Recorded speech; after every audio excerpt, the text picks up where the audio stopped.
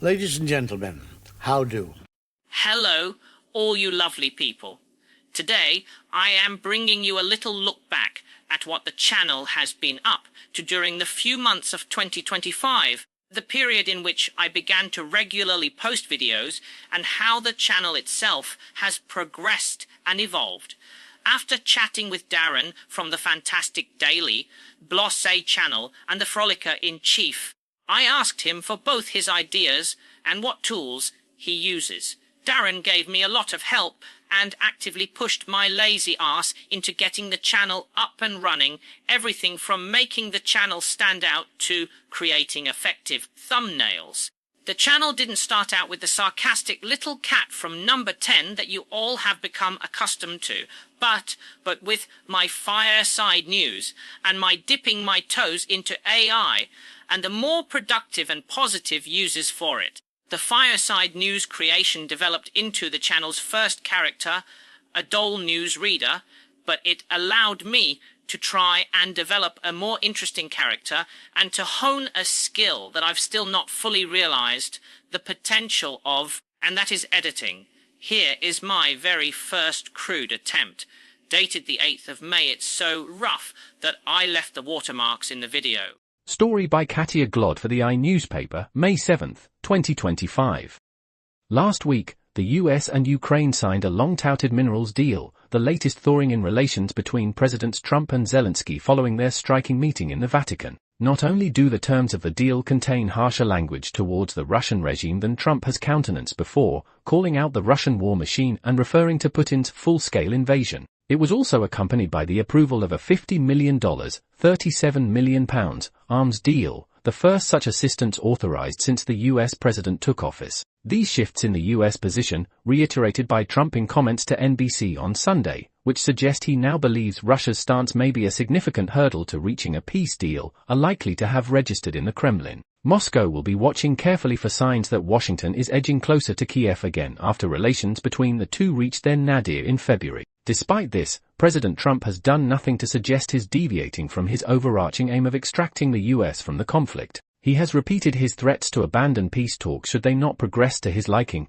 and conceded that a deal might not be possible, given that he has asked the Russians and Ukrainians to come up with their own terms for peace, and that negotiations will continue to be fraught and protracted. An early US withdrawal from Ukraine is therefore still a very real possibility. Should this happen, Ukraine would lose its most powerful diplomatic and military supporter. The consequences of this for the Ukrainian people, and their allies in the UK and Europe, would be dire. To start with, Putin would be emboldened to prolong a war that is straining Ukrainian resources and resolve, bringing more destruction to the country and increasing the defense burden on the rest of Europe. Last week, the US and Ukraine signed a long-touted minerals deal, the latest thawing in relations between Presidents Trump and Zelensky following their striking meeting in the Vatican. Not only do the terms of the deal contain harsher language towards the Russian regime than Trump has countenanced before, calling out the Russian war machine and referring to Putin's full-scale invasion, it was also accompanied by the approval of a $50 million, £37 million, arms deal, the first such assistance authorized since the US president took office. These shifts in the US position, reiterated by Trump in comments to NBC on Sunday, which suggest he now believes Russia's stance may be a significant hurdle to reaching a peace deal, are likely to have registered in the Kremlin.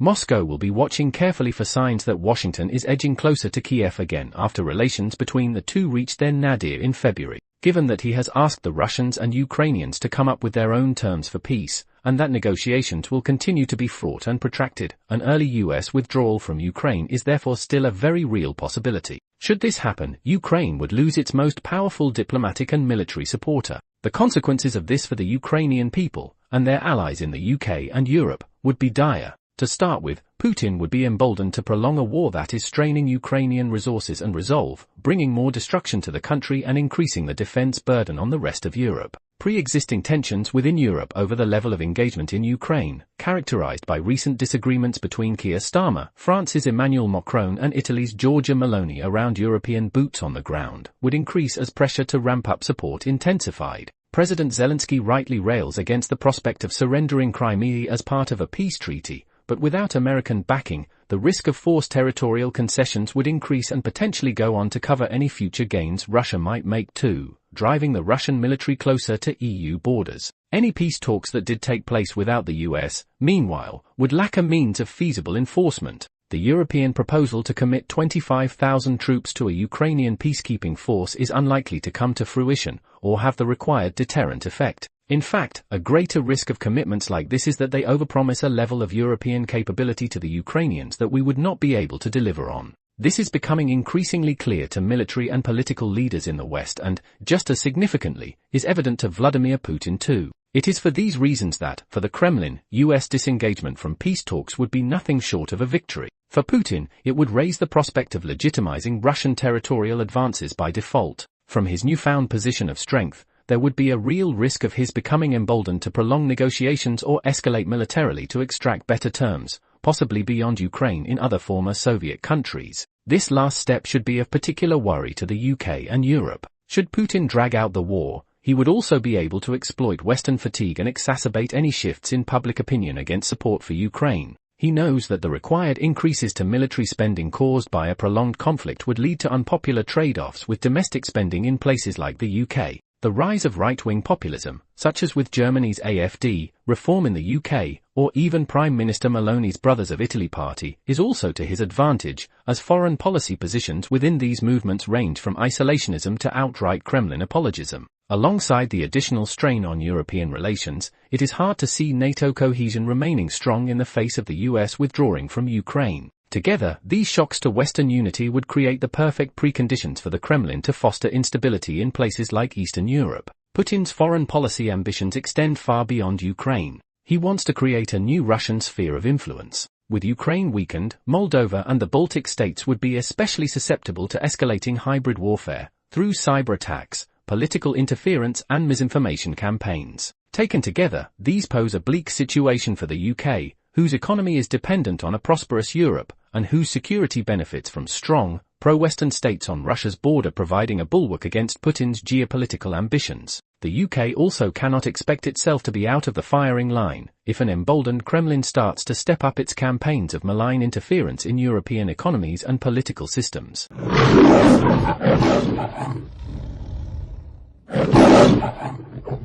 The dull newscaster would do several videos, bringing in mainly land of Trumpstein news, although there was an element of sarcasm that became even more noticeable with every video.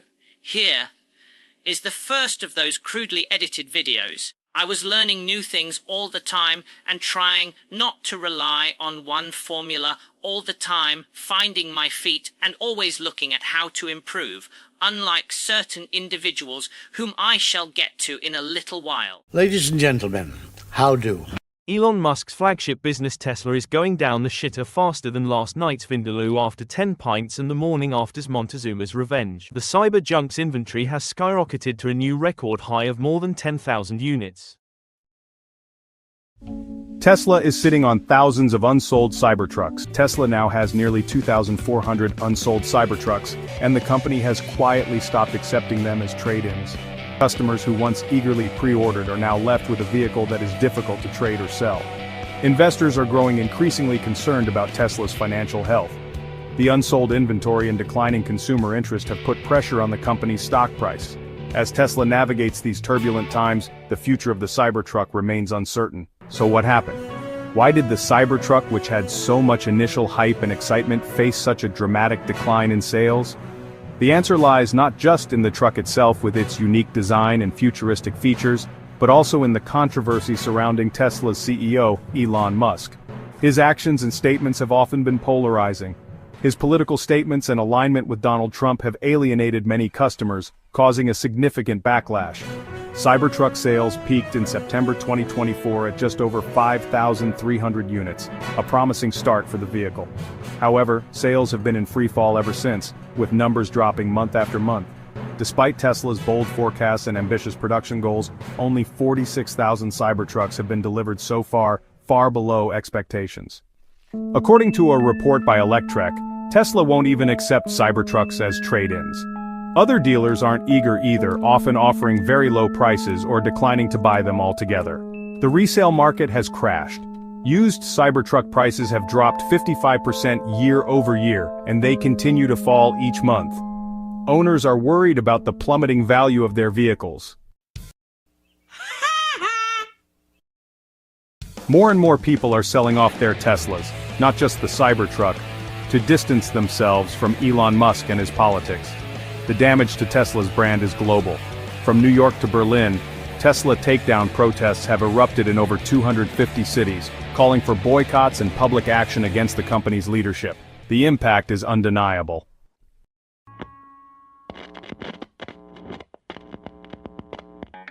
Nobody likes you, everyone left you, they're all out without you, having fun. As Donald Trump pushes new tariffs and markets tremble, Musk's connection to these events only adds to Tesla's public relations nightmare. So here we are, thousands of futuristic trucks, unsold and unwanted. A far cry from the million pre-order promise, now a stark reality. The future of Tesla and the Cybertruck is more uncertain than ever. Can the company recover, or is this the beginning of the end for Elon Musk's electric empire? The vehicle program is in crisis. It was reported at the beginning of April that Tesla ended the first quarter of 2025 with at least 2,400 Cyberjunks in new inventory available in the US. A month later, the number of listings in the US has skyrocketed to over 10,000 Cybertrucks, according to Tesla-info.com. This surge could be due to an actual net increase in Cybertruck inventory. But Tesla is also heavily discounting the mobile Portaloos at varying rates, creating several different prices and, therefore, more listings. At an average sale price of $78,000, Tesla could have almost $800 million worth of Cyberjunks, and that's a bigly amount of mobile Portaloos. Due to a low demand caused by people hating the ketamine kid and his highly suspect vertical arm movements along with his dogging with his pal, Big Balls, Tesla appears to have significantly slowed down Cyberjunk production in recent months. Therefore, this surge is likely more about Tesla flogging these mobile Portaloos off cheap, exposing the broader US inventory, than an actual major increase in inventory due to more production. Many of the Cyberjunks in inventory were built in 2024, so they're already at least 4 months old. Tesla still has Foundation Series Cybertrucks in inventory, which it stopped producing in October 2024, more than 7 months ago.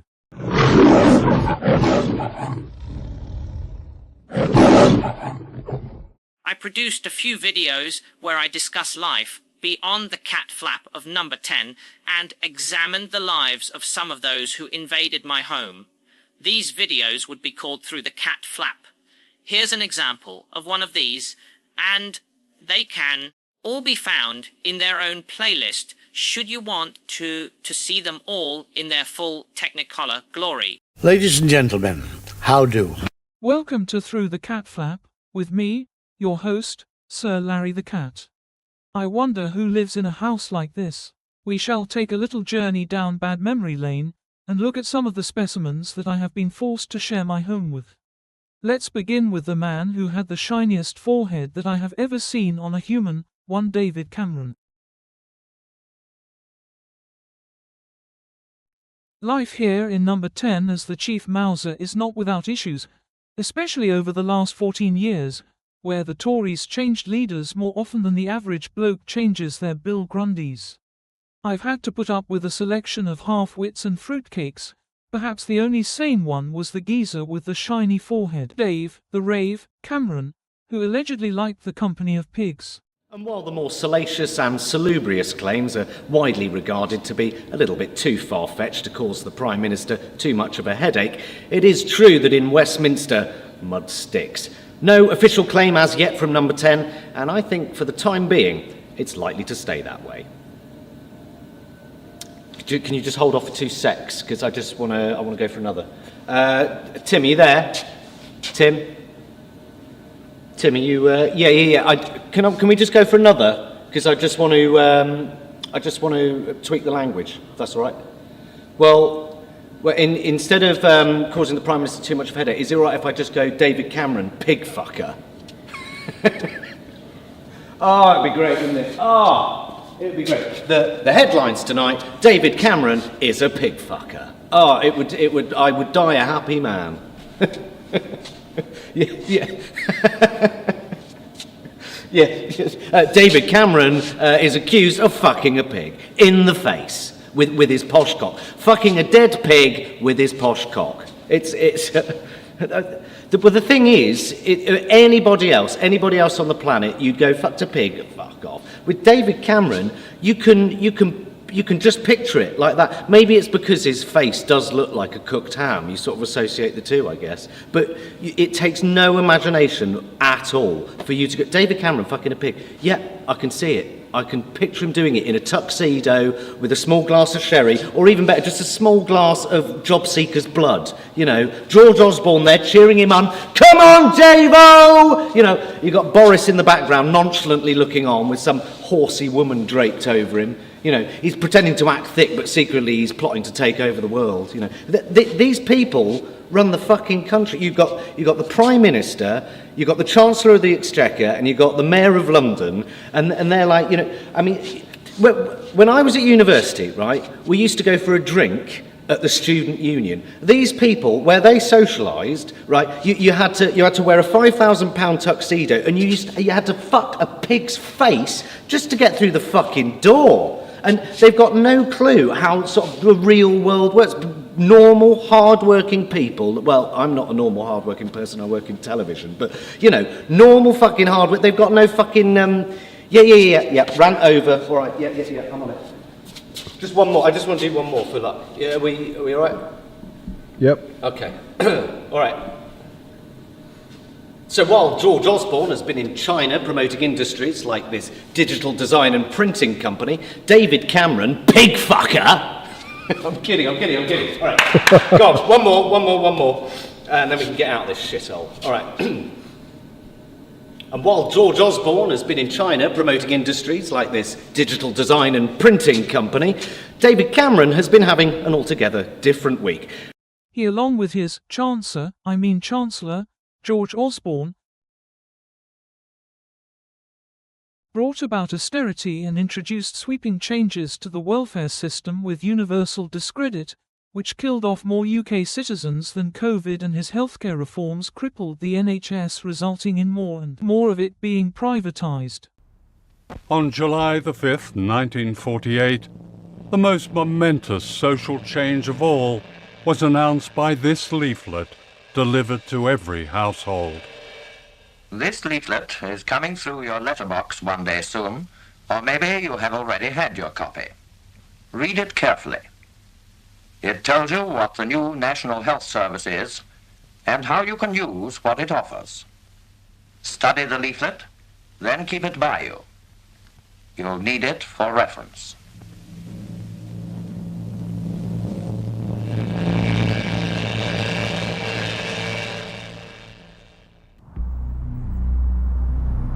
All this wheeling and dealing behind closed doors fed into the 2012 Health and Social Care Act, which promoted privatization and changed the NHS as never before.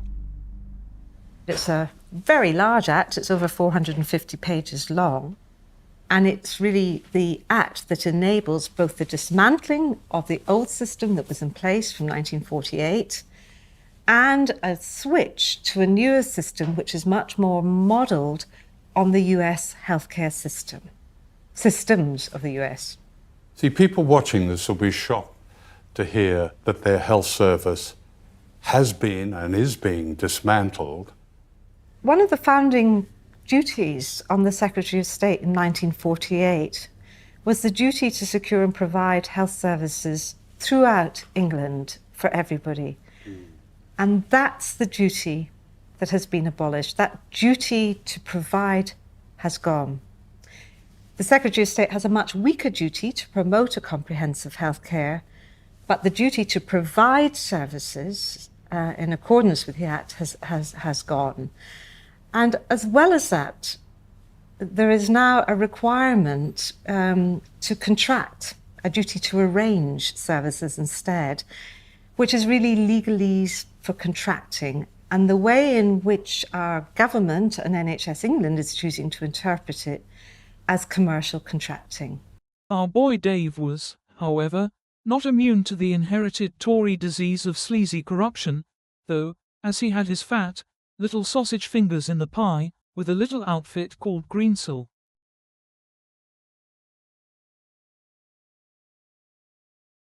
It had been suggested that the alleged piggy diddler Dave has shown a significant lack of judgment in lobbying the government on behalf of the company after he in 2020, Mr. Cameron tried to persuade ministers to allow Greensill, who employed him as an advisor, to join a scheme called the Corporate COVID Financing Facility, CCFF.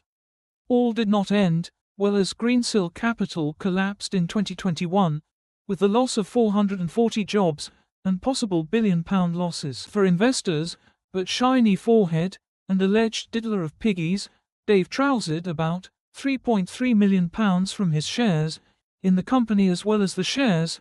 Mr. Shiny Forehead Cameron is reported to have received a salary of £720,000 a year as a part-time advisor. He was also paid a bonus of £504,000 in 2019 on top of his salary, and got off without even a slap to that massive shiny forehead.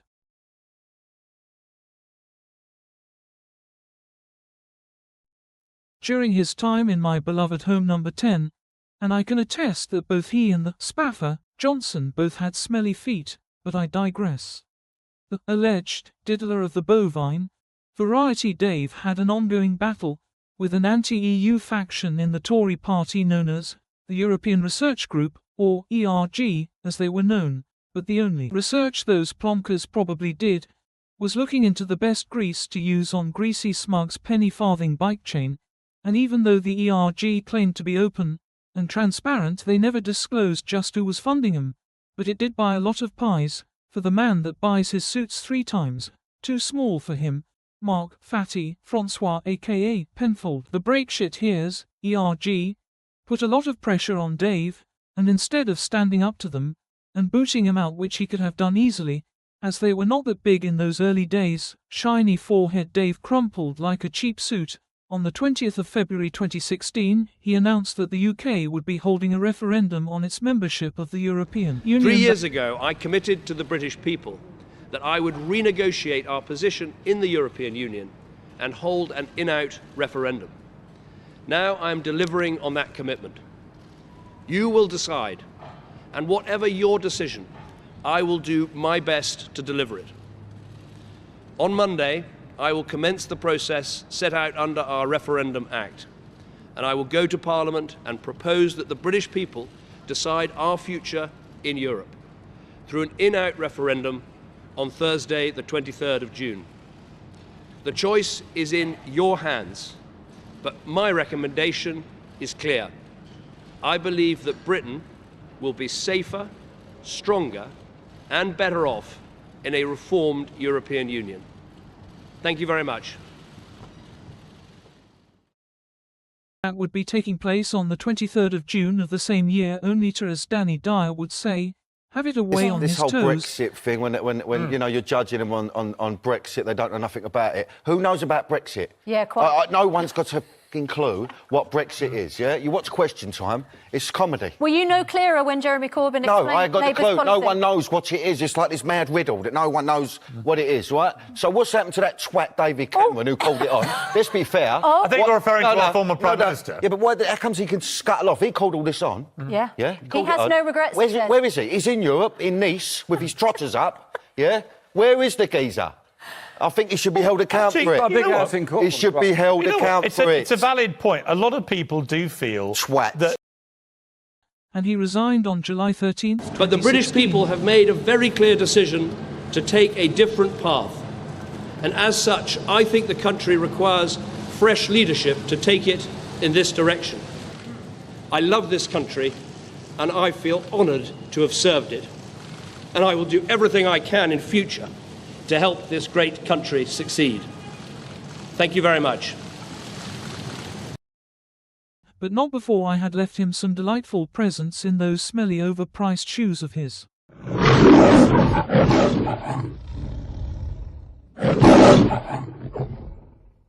I began to get more and more annoyed with a YouTuber called Marcus of the ALLSharts channel, and could not understand how people were falling for a pretty obvious grift. Marcus was once a very good YouTuber who would put lots of effort and research into his videos, but sadly, for the latter part of 2024 and throughout 2025, this was not the case, so I outed him. He freely admits on several occasions that doing UK political videos, especially about Brexit, are no longer earning him the cash he desires, so he now concentrates on the North American market. He pretends to know everything about Canadian politics and the Canadian way of life, even though the nearest he's been to Canada was getting some maple syrup sent to him.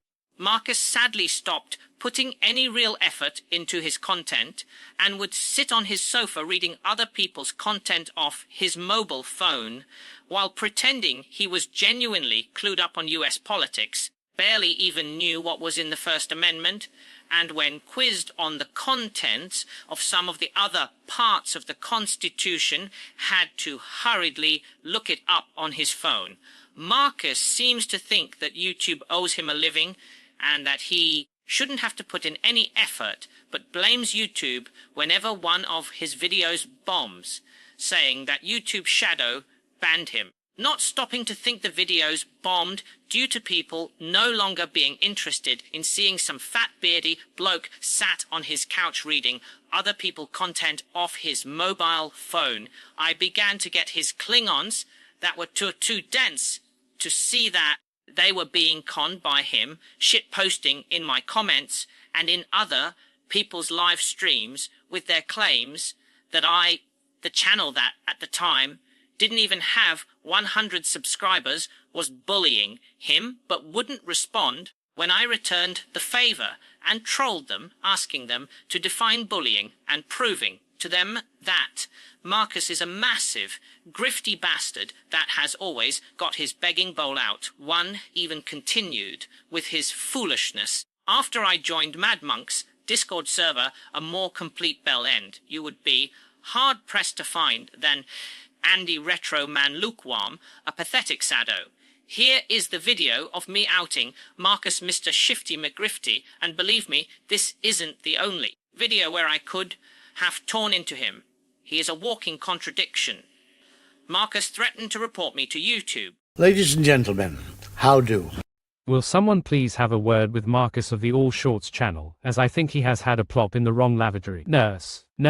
Marcus is off his meds and has escaped his rubber room. Here he is defending Starmer and his really shite version of a lino labor and trotting out all the greatest hits, even got his little panties in a twist doing it. I thought he might need to be sedated and have a straight jacket put on him. I have included the comment that prompted this Starmer hero girly bottom licking session, and you will quite clearly see that Starmer's biggest fanboy, Marcus, does not even attempt to address the issues raised, those being that Starmer's labor is worse because they are choosing to punch down on the poorest and not go after the rich, and this is not the first time I've heard him ask lick Starmer. Give Starmer a chance. Marcus, old boy, you are a massive Starmer fanboy. Bell end. What's next for the bearded couch potato and scammer of the North American audience? Will he be saying that he agrees with his chum here, that Palestine action to be prescribed as a terrorist group? How long before he puts out the next begging bowl video asking for money, or he might have to close his channel? Marcus, why do you do your channel? Is it for the love of it, because you enjoy doing it and bringing people information? Or is it just for clicks and the money, because it cannot be both? I make no apology for the rant, and if I've pissed his little Klingons off, then tough it is YouTubers like him that give honest YouTubers a bad name, and sadly, he is not the only one. I don't give a monkey's how much YouTube takes. It's not much more than you would pay in tax, so please stop holding out your begging bowls. If people like what you do, they will happily tip you, and you should care more about the quality of your output.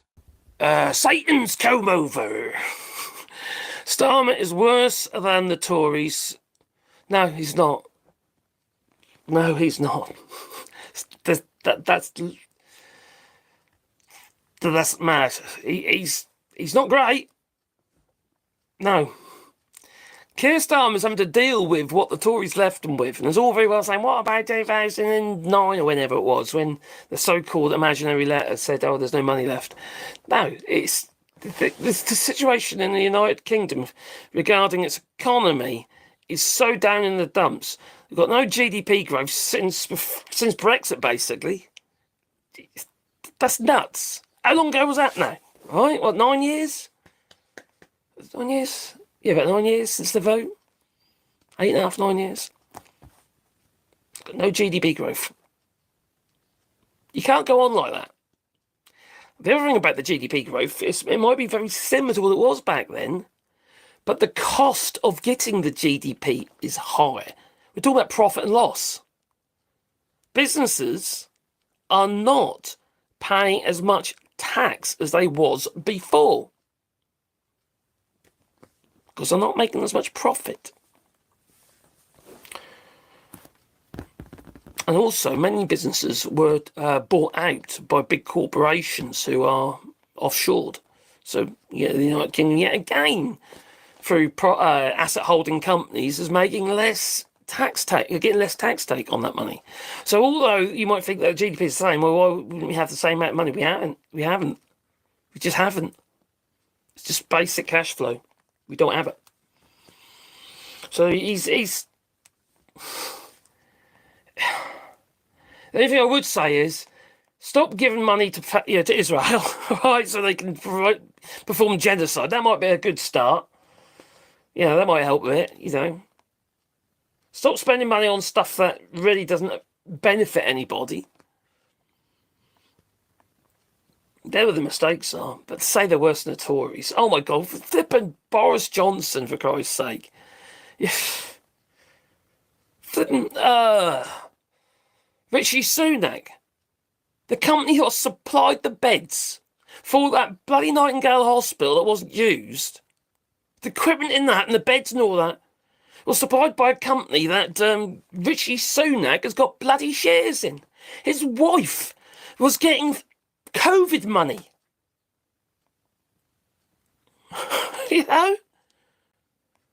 Tory blinking baronesses was scamming the was it MediPro or flipping hell, that was like 120 million pounds of useless PPE, which they actually now got to pay back. And that's only because of Keir Starmer's government. It's because hopefully we're going to get that money back. The Tories wanted to forget about it all.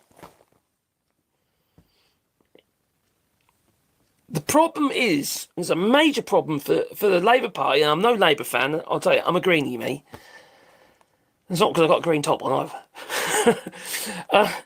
The problem they've got is media. They've got a massive problem with the media. Every time Labour's in, they get hit hard with right-wing media, and the media is bought and paid for by Murdoch, News Corp. Over 90% of the media, newspapers and news outlets in the United Kingdom, the majority of the world's news outlets. So, do I like Keir Starmer? No, he's a disappointment. I'm not going to disagree with you there.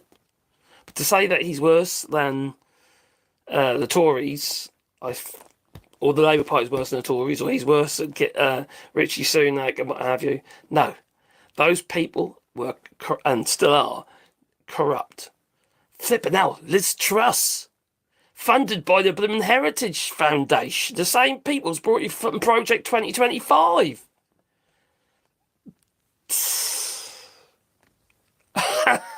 So no.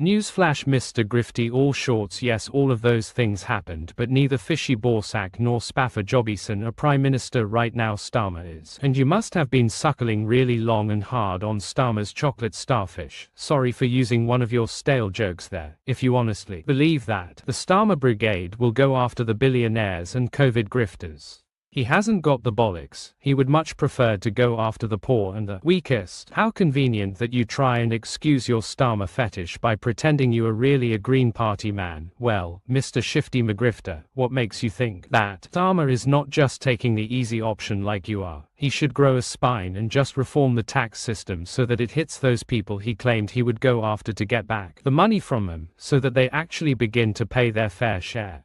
So, his going after the poorest and weakest does not make him worse than the Tories. What does then? Maybe being complicit in a genocide by supplying arms to Israel. Did I hear you trying to proclaim that you support the Palestinian people, or was that just another grift? I want people to see what a grifter you really are if you want to make money go and start up a right-wing numpty channel, maybe help Darren, Crusty Sock, with a few strokes. You put next to no effort into your videos and even less in your live streams, but have the brass neck to criticize other channels because they don't have a posh mic or because of their background, when you just sit on your sofa reading crap off your mobile phone. How very original, not?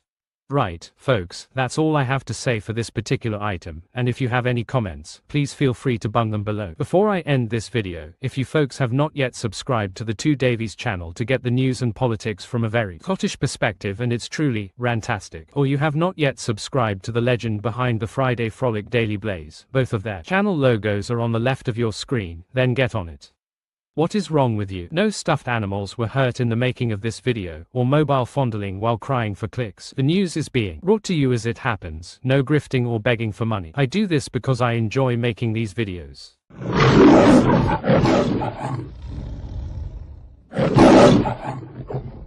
Shortly after my initial outing of Marcus ALLSharts, Mr. Shifty McGrifty, I was contacted by the aptly named YouTube channel ALLSharts.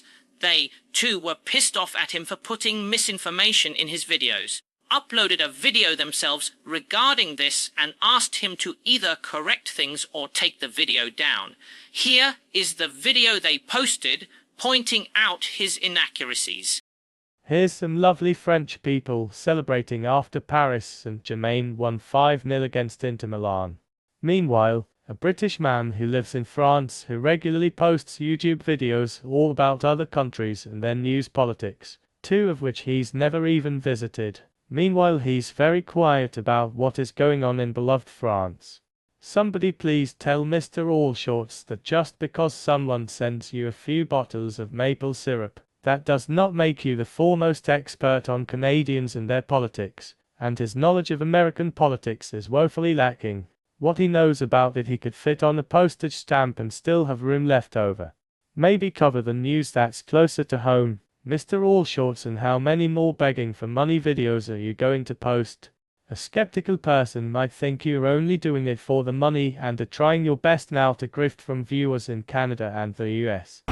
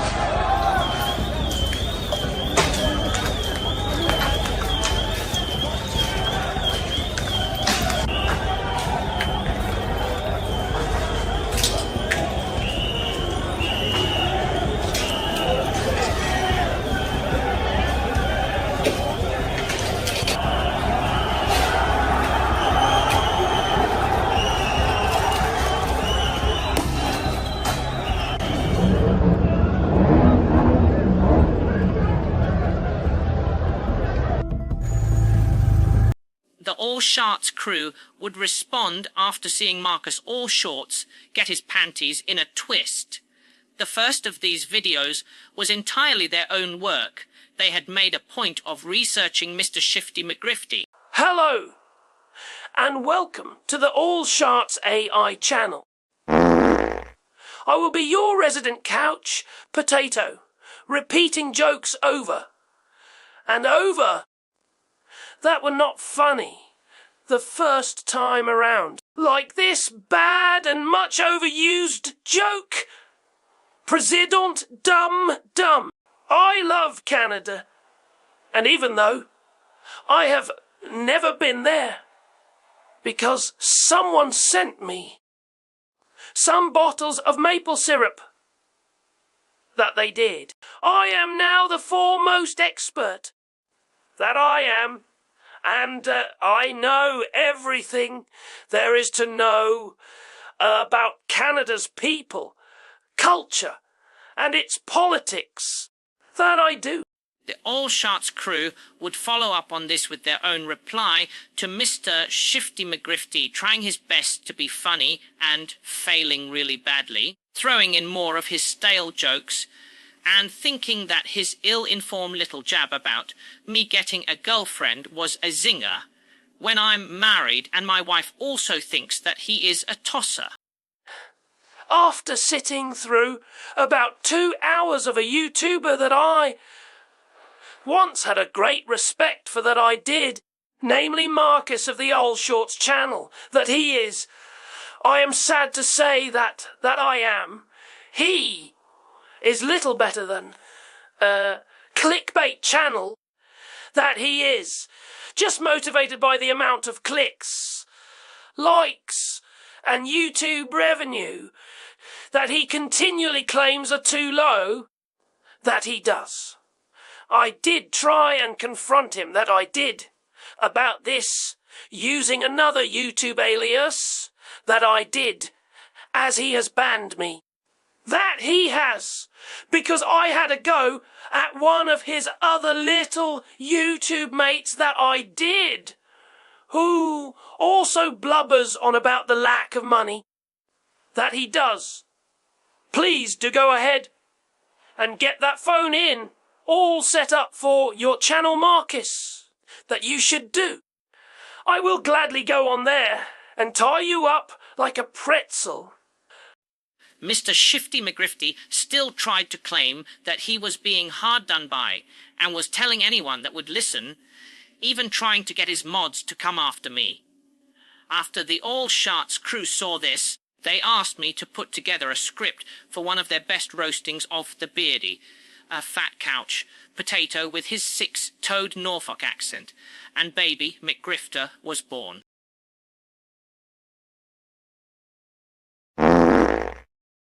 We've transformed you into a baby, Mr. ALLSharts, that we have, after hearing you crying like one, that you did, on your live stream, and getting all whiny.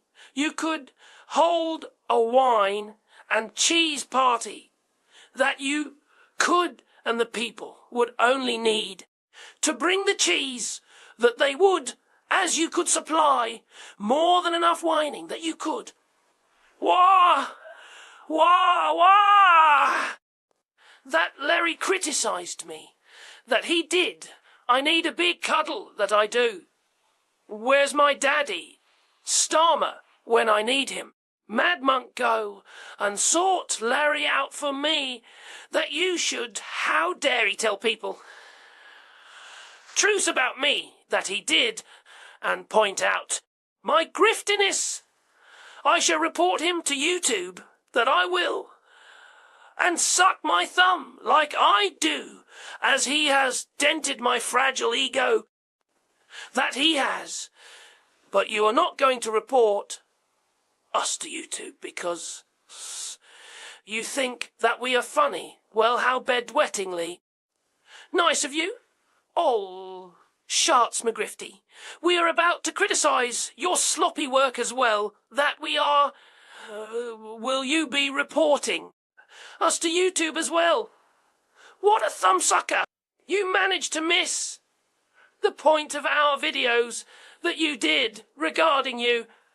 So, far we have been trying to get you to stop grifting that we have off the North American audience that you do, and to get you to produce quality videos and output like you once did, as all you are doing is a dire straits that you are, and expecting money for nothing that you do. We are collaborating with Sir Larry the Cat, that we are. He will be writing some future scripts for videos for us, that he will.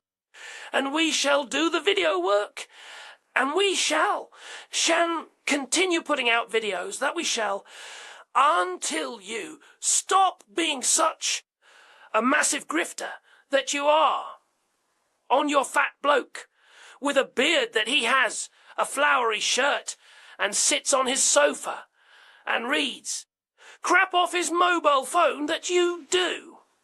Live stream earlier, you openly admitted that you did, that you will be concentrating on the North American audience, as that is where the money is.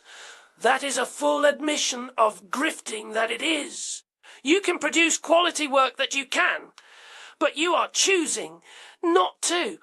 And that is why you are Mr. Shifty McGrifty ALLSharts. And you are treating the North American audience like they are just marks and losers, right for you to grift from. You are better than this, that you are. As a thank you and to help promote Mr. Blasey's wonderful Friday Frolic, I made a series of adverts for the Frolicker-in-Chief, Mr. Daily Blasey, which would air just before his wonderful Friday Frolic show. Most of these can be found in their own playlist on my channel, and here is an example of one of those adverts. Ladies and gentlemen, how do? Daily Blasey's receptions are noted in society for their host's exquisite taste that captivates his guest. 好吃极了。 The Friday Frolic, a taste sensation, rich, luxurious, unique. Eccellente. With this Friday Frolic, you are really spoiling us. The Friday Frolic, a sign of good taste.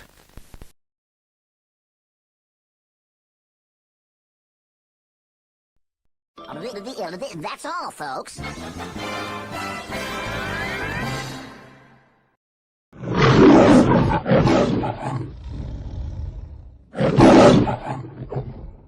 I stopped doing my little adverts promotions for the wonderful Friday Frolic as I needed to focus on the next project, which I had a storyboard for and a pile of ready, made victims that deserved a damned good roasting, those being those slippery two-faced lying scumbags from the Labour Social, now rebranded Politics, social channel. Shortly thereafter, the Shady Bunch was launched on an unsuspecting, small, but loyal YouTube audience. All the episodes are in their own little YouTube playlist on my channel for you all to enjoy. Whilst I had fun writing and editing them, they were very time-consuming, but also a valuable learning experience for me. Here is episode 1.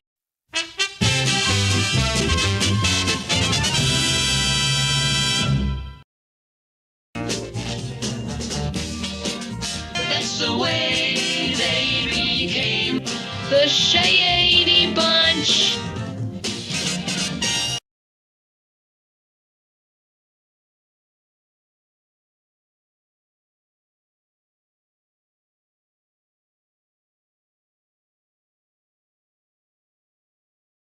Hello, good day, and welcome to this, the very first weekly episode of the Shady Bunch, with me, your resident squeaky scouser Graham Hughes, aka Cockhead Dum D. We have two esteemed guests joining us on the show this week.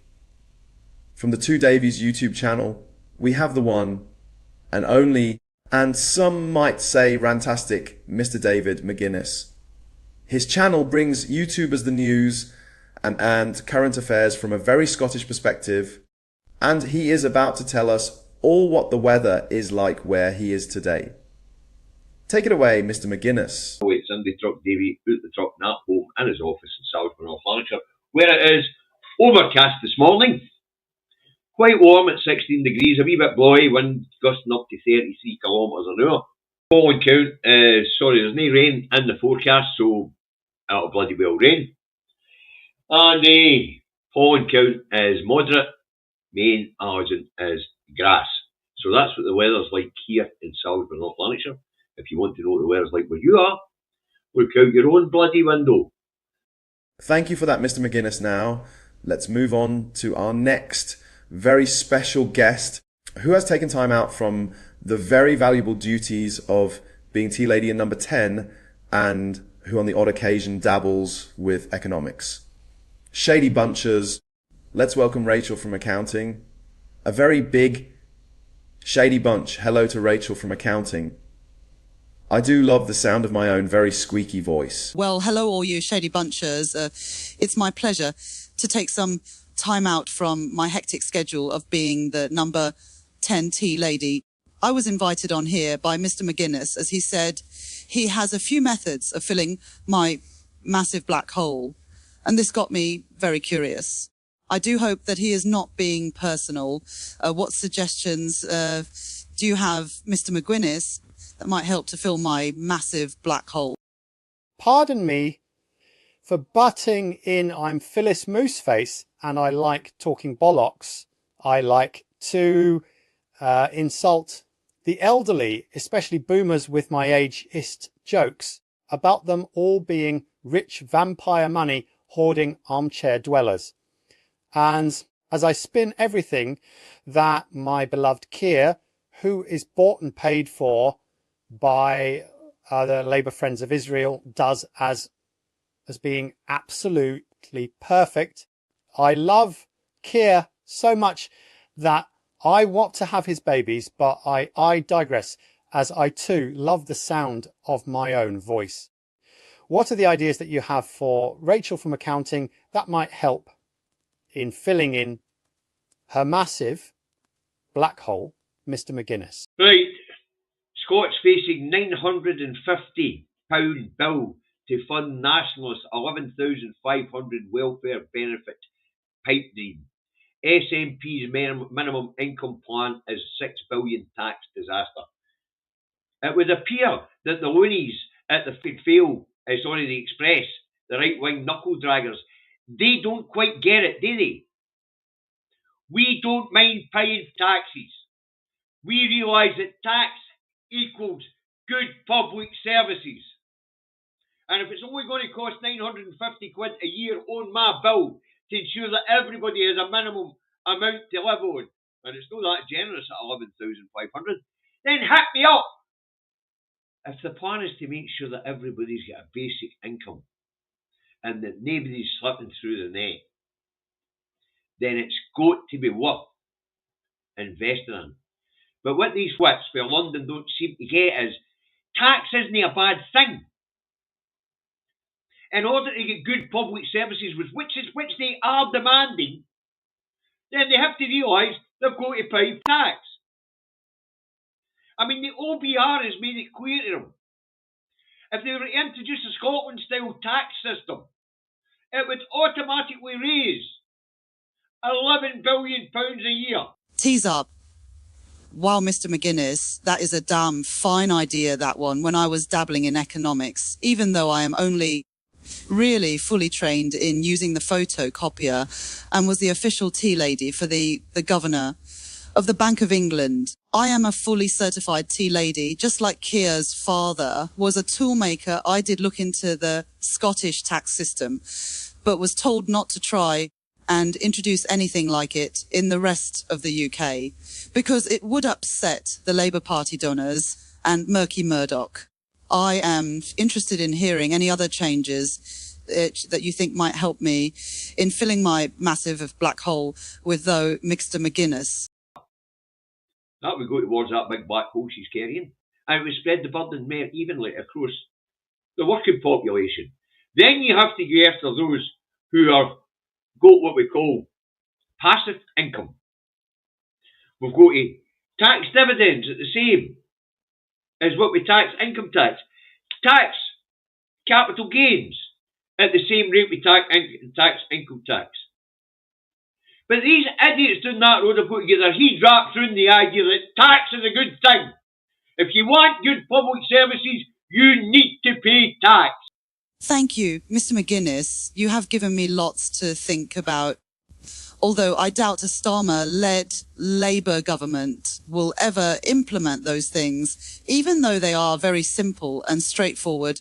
It's the neoliberal LSE way of doing things. Although I passed my economics exams with flying colours and got a distinction, I was taught by a very rich old teacher who had in turn been taught by a very rich old teacher. And to get into the LSE, you need to have a lot of money. The economics, if you can call it that gets taught is based on very outdated methods that have been proven to fail in the real world. But when all is said and done, I still make a cracking cup of tea. Thank you for having me on the Shady Bunch, but I am being called back to make Keir another cup of Earl Very Grey. And speaking of grey, is that your natural skin tone, Mr. Mooseface? Must go now, Toodle. I would say Pip, but we are axing that. Goodbye. Rachel from accounting, it has been a pleasure to have you come on the Shady Bunch, and you are welcome back anytime, as we love anyone from Labour on the show. Phyllis, I believe you had a question that you wanted to ask Mr. McGuinness. Did I ever tell you that that I've travelled to every country on earth and have written a book?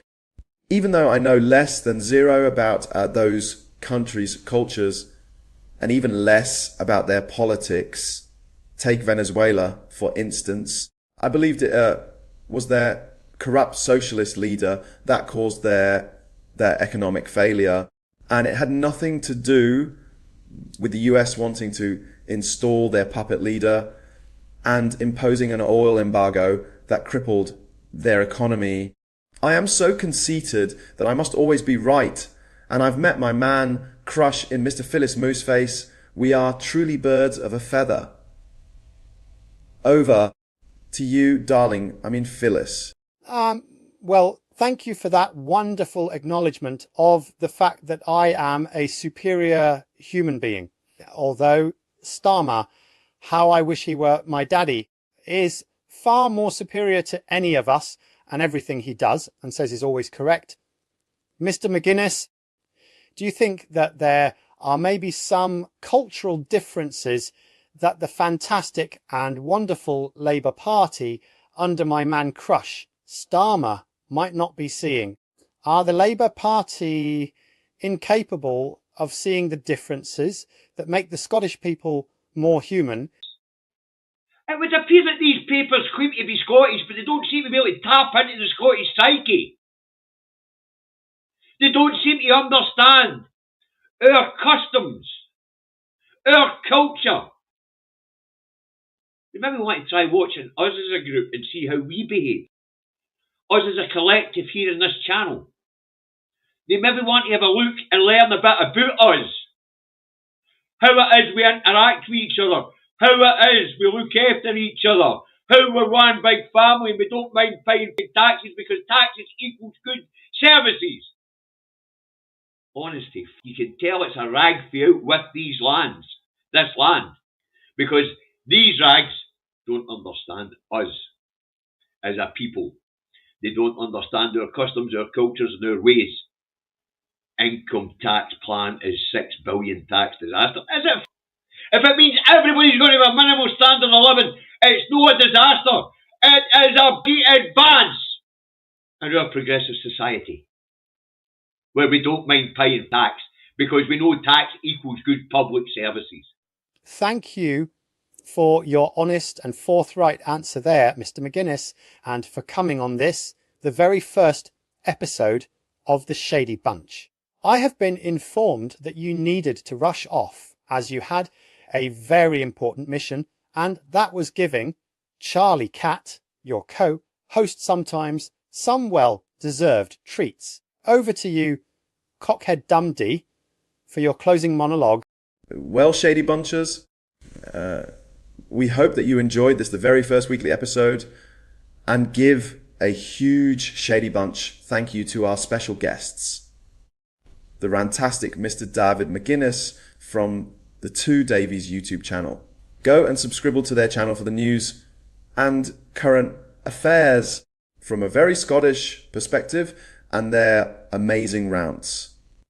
Rachel from Accounts, who took time out from her important number 10 tea lady duties to join us. Shady Bunchers and Rachel, if you're seeing this video, please ask your boss, the one and only curry and a beer care with a few freebies thrown in, if he would consider joining us on the show soon. That's a Shady Bunch. Goodbye until next time from me, Cockhead Dundee. As per usual, I had to have the last word, so it's goodbye from me, the fantastic Phyllis Mooseface. Yes, you can all thank me for gracing your screens, and you might get to see and hear my wonderful spinny self soon if you are very lucky.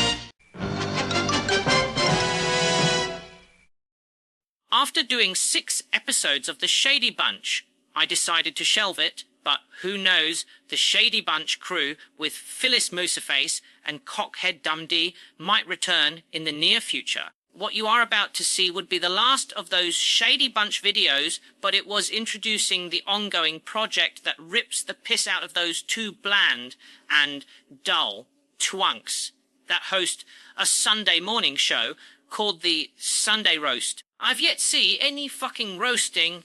It's just a lot of girly bottom licking of each other and glazing of their guests. Even the guest that one big bad vag claims to despise and has bragged about how he has destroyed them, yet recently he had his tongue so far up both Phyllis Mooseface and that scouse twat Cockhead Dundee's asses he could have probably cleaned their teeth for them from the inside. It was beyond pathetic. The Sunday cuddle had arrived, and so had new characters, and a lot of character improvement is still going on. That's the way they became the Shady Bunch. Hello, my name is Phyllis and I like talking bollocks. Shady Bunches, I am very pleased to announce our sister show, which will be coming soon, and we wanted to give a little preview of the format. The Sunday Cuddles, the show that makes your pet rabbit look like a porcupine. It's so sickly sweet, and there's so much love spaffing everywhere. It is like that warm towel that you wrap around yourself after a bath or a shower. That super warm duvet on a cold winter's night, a place where all unhappiness is left outside along with any differing views or disagreement. This is the show that allows people to comment if they want a girly bum, lick or BT, bagged by the presenters or guests. This is the show that makes the Shady Bunch look positively aggressive and edgy. Here is our first guest. He's so lovely and polite and laughs his head off at dad jokes. Shady Bunchers, give it up for Ball Liquor X with his delightful man bun to tell you all about it. Well, thank you so very much, Phyllis Mooseface. You are such a lovely man. Maybe you would like to come on the new Sunday Cuddles show. I would swoon like a giddy teenager to have you grace our little production. And we would so love to have Cockhead Dundee as well. Maybe even have him on to do some back episodes where he denies his love of Keir Starmer and having ever campaigned for him. Maybe he can miraculously transform himself into a Green Party supporter so he can appear to be as hip and groovy as I am. A little bit about the show. The Sunday Cuddles is our very own little bubble but to participate in the show, you must agree with everything and everyone that we have on the show, or our specially trained moderators will put you on a timeout.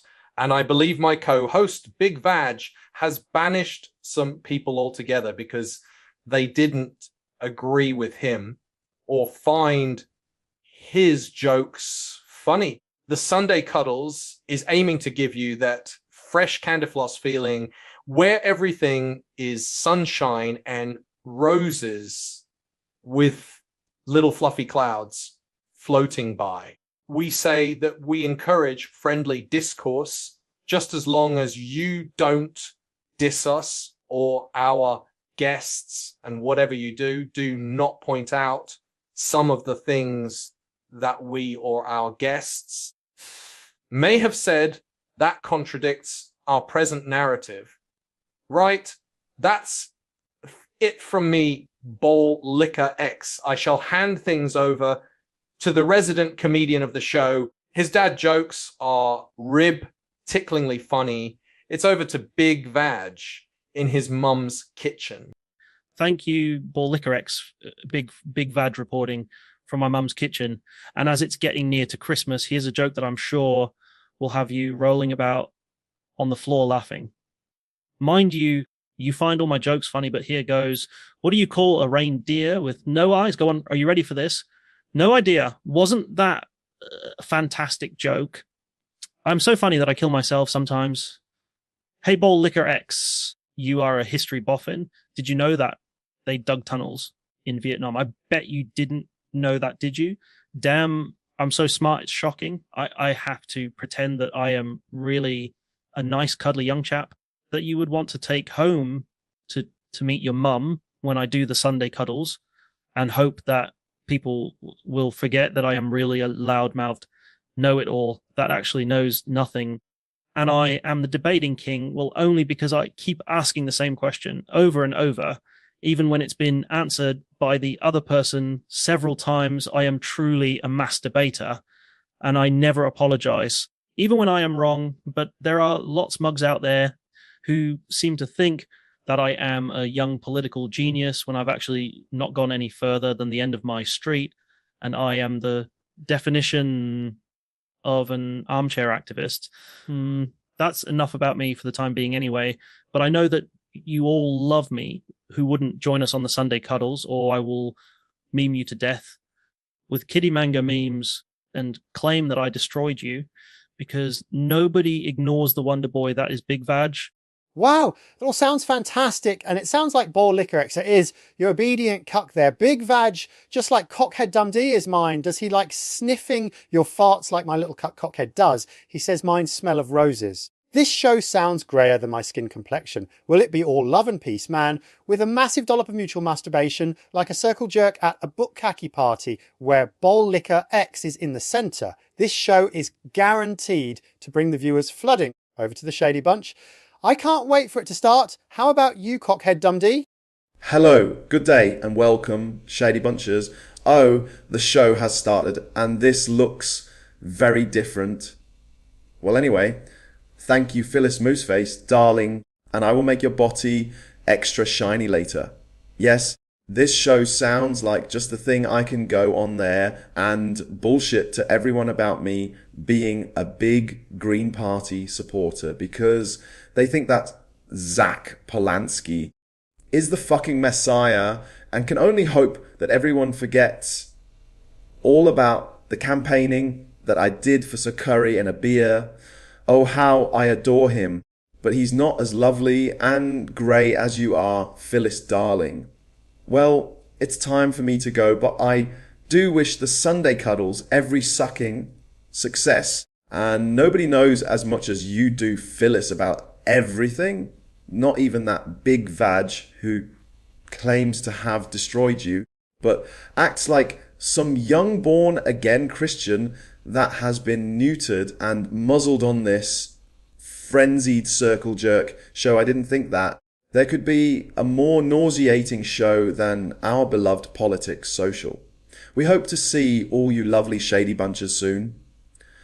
So it's hello and goodbye from me, your resident squeaky scouser, cockhead Dundee, and my darling Phyllis Mooseface. I usually like to have the last word, just like Big Vag, but here's Bowl Liquor X with an exclusive to sing us out. It's a hip daddy-o, toe-tapping, finger-popping tune called Love Me I'm a Liberal. Shady Bunches go wild for the next best thing since Blur and Shit Pop. It's Bowl Liquor X.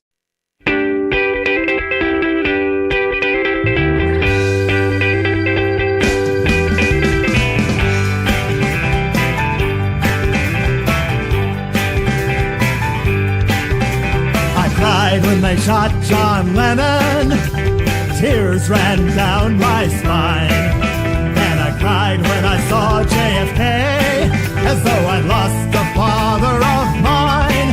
But Malcolm X and Ice-T had it coming. They got what they asked for this time. So love me, love me, love me, I'm a liberal.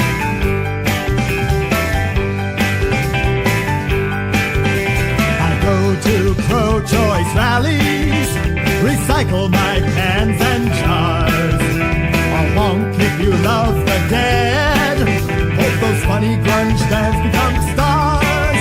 But don't talk about revolution, that's going a little bit too far. So love me, love me, love me, I'm a liberal.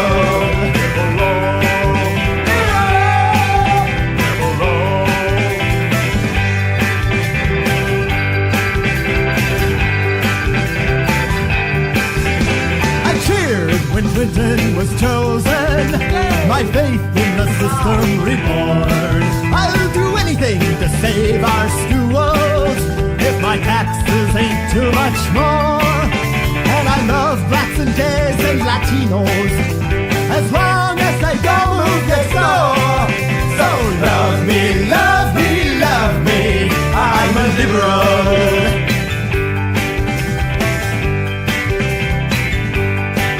Rush Limbaugh and the LAPD should all hang their heads in shame. I can't understand where they're at. Arsenio should set them straight. But if Neighborhood Watch doesn't know you, I hope the cops take down your name. So love me, love me, love me, I'm a liberal.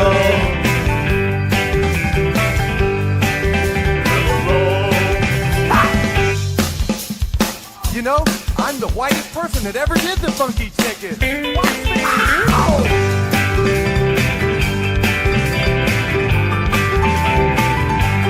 Yeah, I read the New Republic, Rolling Stone, and Mother Jones too.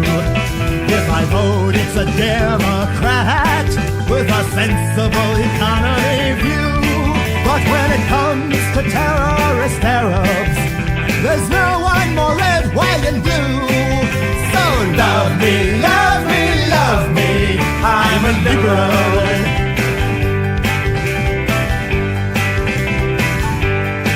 Once I was young and had an attitude, stickers covered the car I drove in. Even went on some direct actions when there weren't rent-a-cops to be seen. But now I've grown older and wiser, and that's why I'm turning you in. So love me, love me, love me, love me, love me, love me, love me, love me, love me. I'm a liberal, liberal, I'm a liberal,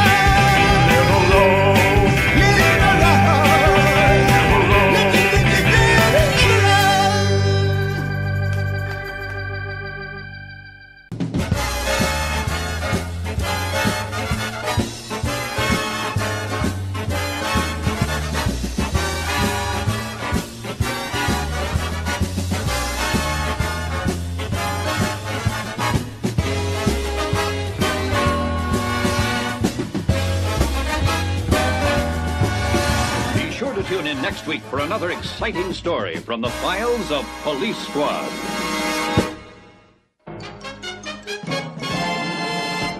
The ALLSharts crew and I have stopped collaborating for the time being, as they believe I now know enough to get by on my own, but they are there if I need any help. They've said their attempts to get Marcus back to doing good original material have failed. He is far too stuck in his grifting ways and loving those donations from the North American audience. The guys over on the ALLSharts AI channel asked me to pass on this little video message for a certain somebody. Hello, I am Andy Retroman Luke, warm in the pants. Look at me, I have a bunch of bananas on my head, aren't just the funniest person ever. I am a big manly man that likes to stick my stupid beak into other people's business and fight other people's battles, or at least try to and fail miserably. If I had half a brain cell in my thick, stupid head, I would be dangerous. I like to hide behind the moderators on live streams or throw in my very poor attempts at zingers right at the end so that the other person can't respond. I get my panties in a twist when I am called out on my bullshit and can't let go even after the other person has binned me off, basically couldn't give a shit anymore. I get butt hurt because they've called me out on my own channel for not being able to define what a bully is and for being so dense that I even managed to call someone a grifter who does not do their YouTube channel for money. So my understanding of the meaning of both of these words is limited at best, along with my intellect. I claim that I have supported other small YouTubers for the past 19 years, but my wallet has species of muffs that have not yet been discovered inside it, and this is just another example of my bullshittery as I proudly brag, but have no proof to back this claim up with.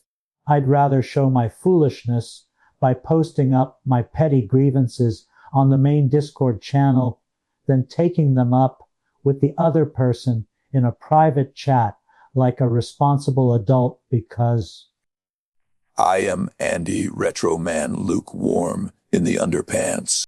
There's no screen licking, being a lazy fat bastard on a sofa, or fondling of cuddly toys for clicks and donations, as I am not and never will do YouTube for the money. I hope that you, the Shady Bunchers and the Sunday Cuddlers, continue to support me by watching, liking, subscribbling and sharing my humble videos, as it is for you that I strive to continue doing content that both puts a smile on your face and gets a point across. Thank you one and all. I hope you had a grift-free Christmas, and here's to another year of irreverence and mischief.